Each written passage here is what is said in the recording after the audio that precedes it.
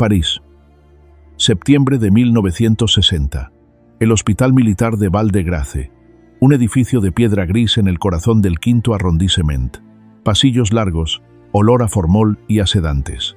En una de esas habitaciones, un joven de 24 años lleva días sin poder levantarse, no por una herida de guerra, por algo que los médicos de aquel hospital militar no saben cómo nombrar con precisión: el derrumbe total de alguien que fue demasiado sensible para sobrevivir 20 días en el ejército. Los tratamientos incluyen sedantes fuertes y terapia electroconvulsiva, lo que el mundo conoce como electroshock. 3 años antes, ese mismo joven había salvado la maison más importante de Francia. Había tomado el lugar de Christian Dior, el maestro absoluto, a los 21 años. Y su primera colección había hecho llorar de alivio a un público que temía que el lujo parisino hubiera muerto con Dior. Ahora está en una cama de hospital, incapaz de hablar, incapaz de defenderse. Y entonces llega Pierre Berger, su compañero, su socio, el único hombre que entiende lo que hay dentro de ese joven que el ejército ha destruido en 20 días. Berger entra a la habitación, trae una noticia. La Maison Dior ha tomado una decisión mientras Yves Saint Laurent estaba internado. Ha contratado a un reemplazante, un hombre llamado Marc Bohan, que hasta hace poco era asistente del propio Laurent, ahora ocupa su puesto. El silencio que sigue a esa noticia no lo recoge ningún documento oficial, pero Berger lo describe décadas después, con una frase que resume 50 años de vida en común. Nació con un derrumbe nervioso. No fue la guerra de Argelia lo que destruyó a Yves Saint Laurent. Fue descubrir desde una cama, donde no podía moverse, que el mundo al que había entregado todo había seguido girando sin él, y había elegido a otro. 42 años más tarde, París. El 7 de enero de 2002. El Salón de la Maison en la Rue de Marceau. Yves Saint Laurent tiene 65 años. Lleva un papel en las manos. Lo mira. No levanta la vista. Empieza a leer. He elegido hoy despedirme de esta profesión que tanto he amado. La sala está llena. Periodistas, editores, empleados de 40 años. Nadie dice nada. Él termina de leer, dobla el papel, se levanta y se va, sin responder una sola pregunta. El hombre que había enseñado al mundo a vestirse no supo cómo decir adiós mirando a los ojos. Eso también forma parte de su historia. La historia que este canal va a contar hoy. No la del genio. No la de las colecciones que cambiaron la moda para siempre. La del hombre que estuvo a punto de no llegar, que llegó, y que pagó un precio que ningún desfile puede mostrar. Hay algo que Yves Saint Laurent dijo en ese mismo discurso de retiro en ese papel, que no se atrevió a leer mirando al frente, que lo resume todo. He conocido el miedo y la soledad terrible, los tranquilizantes y las drogas, esos falsos amigos, la prisión de la depresión y los hospitales. He salido de todo esto deslumbrado pero sobrio. Deslumbrado, pero sobrio. Las dos palabras más honestas que pronunció en 40 años de carrera. Esta es su historia. El precio de su legado. El primero era solo el primero de sus secretos. Porque antes del hospital, antes de Dior, antes del electroshock y de la traición, estaba el niño. Oran, Argelia, el 1 de agosto de 1936. Una ciudad mediterránea bajo el sol del norte de África. Una ciudad que pertenece a Francia pero que no es Francia. Que tiene el calor de África pero la arquitectura de Europa. Que vive en una contradicción permanente como el hombre que va a nacer ahí. Yves-Henri Donat, Mathieu Saint Laurent. Su madre, Lucienne, es una mujer de sociedad que sigue la moda parisina desde el otro lado del Mediterráneo. La lleva en los trajes que encarga, en los guantes que combina, en la manera en que entra a una habitación. El niño lo observa todo, desde muy pequeño, con una atención que los adultos a su alrededor no saben cómo interpretar. No es curiosidad de niño. Es algo más preciso. Es el ojo de alguien que está aprendiendo un idioma. Y a los 13 años, ese idioma ya tiene forma. Yves Toma tela de los armarios de su madre sin pedir permiso y la corta. No para jugar, para construir. Construye un teatro en miniatura, 11 muñecas de papel, y para cada una diseña un vestuario completo con los materiales que tiene al alcance. Papel, retazos, lo que encuentra. Ese primer teatro de papel es el único lugar donde Yves Saint Laurent se siente seguro en toda su infancia, porque fuera de ese teatro, el mundo es hostil. Yves es diferente. Y en Oran, en los años 40 y 50, ser diferente tiene un precio visible. Los otros niños lo llaman con palabras que los documentos de la época no reproducen, pero que dejan marcas que los médicos de Val-de-Grâce catalogarán 20 años después. Su madre lo lleva al teatro, a ver a Molière, a ver el mundo transformado en escenario. Y Yves entiende con la claridad de alguien que encuentra su idioma nativo que el escenario es el único lugar donde la diferencia no destruye. En el escenario, la diferencia es el punto. A los 17 años, Yves Saint Laurent gana el primer premio del concurso internacional del Secretariado Internacional de la Lana. El jurado incluye a grandes nombres de la moda parisina. Uno de los otros ganadores ese mismo año es un joven alemán llamado Karl Lagerfeld. Los dos no lo saben todavía, pero ese día comienza una de las rivalidades más largas y más complejas de la historia de la moda. Michel de Brunhoff, el director de Vogue París, ve los bocetos de Yves. Nota algo que pocas veces ve en un concursante. No originalidad, visión. La diferencia entre los dos es enorme. La originalidad produce prendas que sorprenden. La visión produce lenguajes que perduran. De Brunhoff lleva los bocetos directamente a Christian Dior. Dior los mira en silencio. Luego dice, contrátelo. París, 1954. Yves Saint Laurent tiene 18 años. Está en la capital del mundo para el que nació. Y está absolutamente aterrorizado. Hay un testimonio de esa época que circula entre quienes lo conocieron entonces. Según relatos de la época, era tan tímido que no podía hablar en presencia del gran diseñador. Dior lo incorpora como asistente, le enseña, le deja espacio. Y algo ocurre entre maestro y pupilo que los documentos no capturan del todo, pero que Berrier describe en sus memorias como algo que va más allá del aprendizaje profesional. Dior ve en Yves lo que nadie más ve todavía. No al asistente, al sucesor. En octubre de 1957, Christian Dior muere de un ataque al corazón en Italia. Tiene 52 años. Y deja detrás de él la casa de moda más importante del mundo, sin un plan de sucesión claro.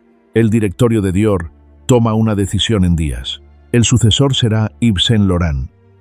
21 años.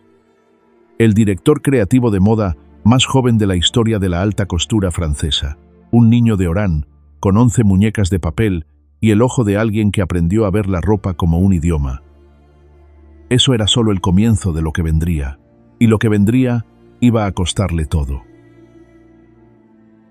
Lo que vendría tenía fecha, febrero de 1958. La primera colección de Yves Saint Laurent como director de Dior. París estaba en pánico. No exageraba. El mundo de la alta moda había perdido a su fundador más poderoso en 4 meses. La pregunta que circulaba en los salones, en las redacciones, en los ateliers, era la misma. ¿Puede un chico de 21 años salvar la casa que Dior construyó? La respuesta llegó esa tarde de febrero. La línea trapeze. Siluetas que se alejaban del cuerpo en lugar de ajustarse a él. Formas limpias. Una femineidad diferente, menos controlada, más libre. París exhaló. La crítica fue unánime. El muchacho podía hacerlo. El primer sucesor de Dior no había destruido la herencia, la había renovado. Y durante los siguientes 2 años, Yves Saint Laurent parecía exactamente lo que todos querían que fuera, el guardián joven y brillante de la tradición más importante de la moda francesa. Pero había algo que nadie en ese salón podía ver. Por fuera, un prodigio en control. Por dentro, alguien que llevaba el peso de ser el único responsable de una institución que no le pertenecía, que vivía en el apartamento de Dior, que usaba las tijeras de Dior, que cortaba la tela en el mismo atelier donde Dior había cortado la suya, y que cada noche volvía a un silencio que el éxito no llenaba. En 1960 llegó la colección Beat, inspirada en los beatniks del Rive Gauche, en los jóvenes que se reunían en Saint-Germain-des-Prés con sus jerseys negros y sus guitarras, y su rechazo a todo lo que la generación anterior había construido. Yves envió a las modelos a la pasarela con chaquetas de cuero negro, cuellos de tortuga, siluetas que venían de la calle, no del atelier. Fue, según la revista Another Magazine, la primera bocanada de la calle que jamás había entrado en un salón de alta costura. La crítica establecida reaccionó con horror. Los compradores de los grandes almacenes no entendieron qué hacer con esas prendas. El directorio de Dior tomó nota. En septiembre de 1960, Yves Saint Laurent recibe su citación del ejército francés. La guerra de Argelia llevaba 6 años, y aunque Yves había obtenido una exención médica anteriormente, en esta ocasión la exención no llega. Es llamado a servir. Deja el atelier de Dior. Deja París. Viaja a la base militar. Y dura 20 días. 20 días de bullying sistemático. Según relatos documentados por The Robin Report, que cita testimonios de quienes lo conocían, fue agredido por ser gay en un ambiente donde eso era equivalente a ser un blanco. El derrumbe fue total. Los médicos del Hospital Militar de Val-de-Grâce en París lo internan. El tratamiento incluye sedantes potentes y terapia electroconvulsiva, la misma que se usaba entonces para tratar una amplia gama de condiciones que iban desde la psicosis hasta la homosexualidad. Ahí, en esa cama, incapaz de moverse, llega Pierre Berger con la noticia: Dior ha contratado a Marc Bohan, el mismo Bohan que había trabajado como asistente bajo las órdenes de Yves Saint Laurent. Ahora ocupa su puesto, permanentemente. Saint Laurent y Berger demandaron a Dior por incumplimiento de contrato. Ganaron 680.000 francos. Y con ese dinero, el dinero de la traición, abrieron la Maison Yves Saint Laurent en 1961. Nadie sabe para quién trabaja, hasta que el que te traicionó te da el capital para construir algo más grande que él. Más grande que él. Eso iba a demostrarse pronto. 1961. La Maison Yves Saint Laurent abre en la Rue Spontini. No es una boutique, no es un local de Pret. Porter. Es una casa de alta costura con nombre propio, con el mismo rigor técnico que Dior le había enseñado, con la misma exigencia artesanal de los ateliers parisinos, y con algo que Dior, con toda su grandeza, nunca tuvo en sus colecciones: la calle. Durante los primeros años, la Maison crece con la lentitud de algo que se construye para durar. Pierre Berger maneja los números, las negociaciones, los contratos. Yves diseña. La división es perfecta porque es honesta. Berger entiende el mundo de los negocios de la manera en que Yves entiende el mundo de la tela, con precisión absoluta y sin ilusiones. Cuando nos conocimos, hicimos un pacto, dijo Berger décadas después, como los adolescentes románticos que, después de hacerse un corte en el brazo, lo frotan contra el brazo del otro para que la sangre se mezcle. 50 años de sangre mezclada, 1965. La colección Mondrian. Yves está leyendo un libro sobre el pintor holandés Piet Mondrian. Las líneas negras, los bloques de color, la pureza geométrica que Mondrian había desarrollado en la primera mitad del siglo XX y que en Francia apenas se conocía.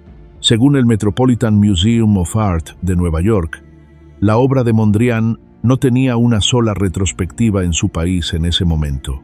Yves Saint Laurent la pone en un cuerpo. 6 vestidos shift con bloques de color exactos al estilo Mondrian. Las costuras calculadas para que los bloques se mantengan planos sobre la curvatura del cuerpo sin distorsión. Una ingeniería que, según el catálogo de la venta posterior en primera fuente especializada, requería costura a mano y marcación exacta de cada bloque. El efecto fue inmediato. La colección apareció en Vogue. La usó Twiggy, y según un estudio académico del MIT Press, publicado en 2024, la exposición de Mondrian, que finalmente llegó a Francia en 1969, fue parcialmente consecuencia de la atención generada por esa colección. Yves Saint Laurent hizo que el mundo descubriera a Mondrian, no al revés. 1966. Le Smoking. El smoking para mujeres. Una chaqueta de solapas satinadas. Pantalón recto. Camisa blanca. Lazo negro. Lo mismo que los hombres llevaban en los salones de fumadores para proteger su ropa del olor del tabaco. Yves lo diseñó para una mujer. Adaptó el cuello. Estrechó el talle. Ajustó el largo para que la silueta elongara la pierna. La crítica del New York Times lo llamó inapropiado. Los restaurantes de Nueva York y París comenzaron a negar el acceso a mujeres que lo llevaban. Nan Kemner, una socialité americana y clienta fiel, fue rechazada en el restaurante La Côte Basque de Nueva York por presentarse con Le Smoking. Lo que hizo a continuación quedó registrado en múltiples fuentes, incluido el Metropolitan Museum of Art de Nueva York. Se quitó los pantalones en la entrada y entró al restaurante llevando solo la chaqueta como mini vestido. El maitre no dijo nada. Ella se sentó y ordenó: «Eso es le smoking, no la pronda», lo que la pronda hacía posible. Ese mismo año, Yves Saint Laurent abre Rive Gauche, la primera boutique de prêt à porter de un couturier français, la izquierda del Sena, el barrio de los estudiantes, de los artistas, de los que no podían pagar una pieza de alta costura, pero que entendían exactamente lo que Yves estaba proponiendo. Ropa de diseñador accesible, no una copia barata, la misma visión, a otro precio. Fue la primera vez en la historia que un couturier democratizaba su propia firma sin abandonarla. Y en 1988 llegó algo que no tiene comparación posible en la historia de la moda del siglo XX, la chaqueta de Van Gogh. La colección de ese año incluía una pieza única, una chaqueta de alta costura bordada con 250.000 lanzaderas en 22 colores, reproduciendo los girasoles de Van Gogh. La Maison Lesage, los bordadores más importantes de París, tardaron más de 600 horas en completarla. 600 horas. Para una sola pieza. En 2021, una de las 4 chaquetas de girasoles de esa colección se vendió en subasta por 382.000 euros. 600 horas de trabajo de mano, y un precio que ningún número de horas puede justificar completamente. Solo el ojo de alguien que aprendió a ver con exactitud desde que tenía 13 años y un teatro de papel. 600 horas de trabajo para una chaqueta que el mundo celebraba, mientras dentro del hombre que la había imaginado, algo llevaba décadas rompiéndose en silencio. Porque hay algo que Pierre Bergé dijo sobre Yves Saint Laurent, y que ninguna colección, ningún premio, ninguna retrospectiva en el Metropolitan Museum of Art puede desmentir.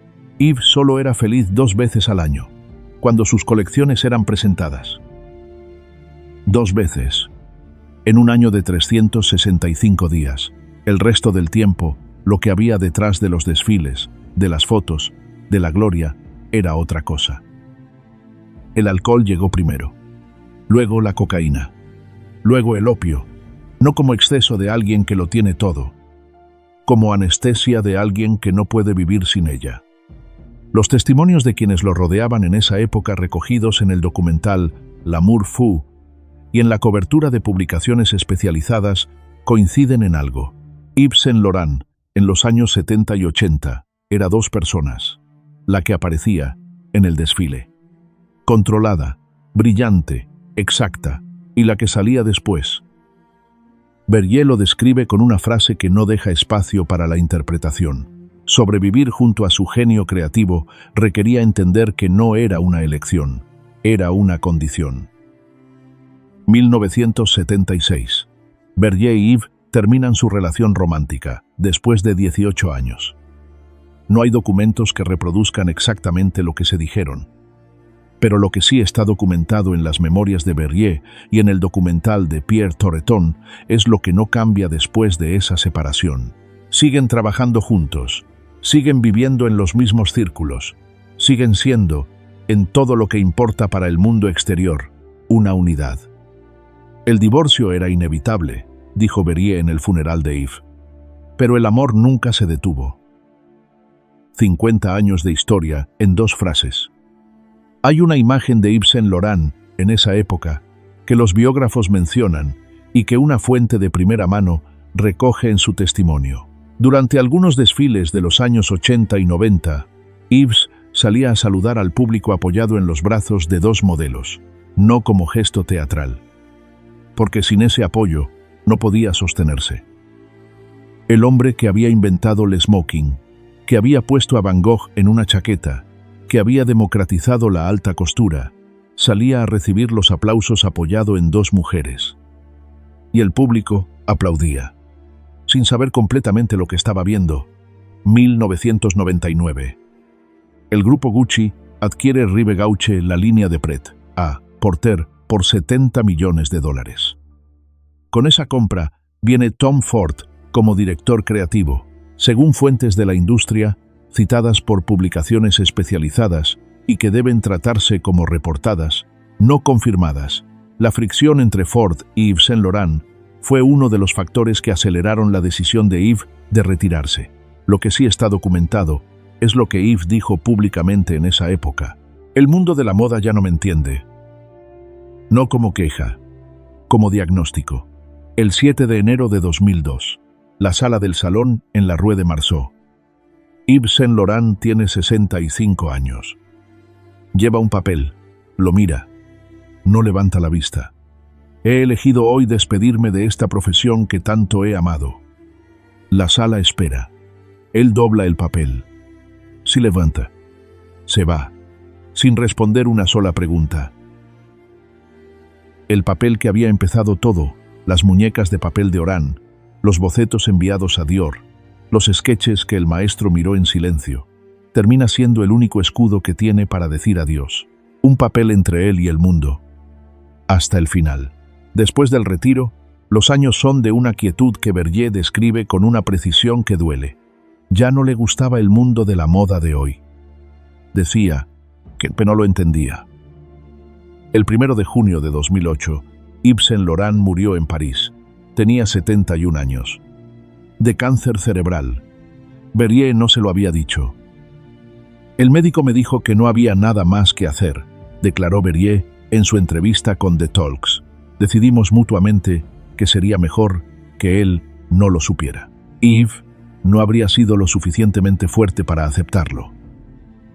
El hombre que había inventado el smoking para las mujeres, el hombre que había democratizado la alta costura, no supo que se estaba muriendo, porque el hombre, que lo conocía mejor que nadie, decidió protegerlo, hasta el final. 3 días después de la muerte de Yves Saint Laurent, Christie's anunció la subasta del siglo. Todo lo que habían reunido en 40 años, Berryer y Yves, iba a venderse. Cuadros, esculturas, muebles, objetos de Marruecos y de Francia y de cada viaje que habían hecho juntos.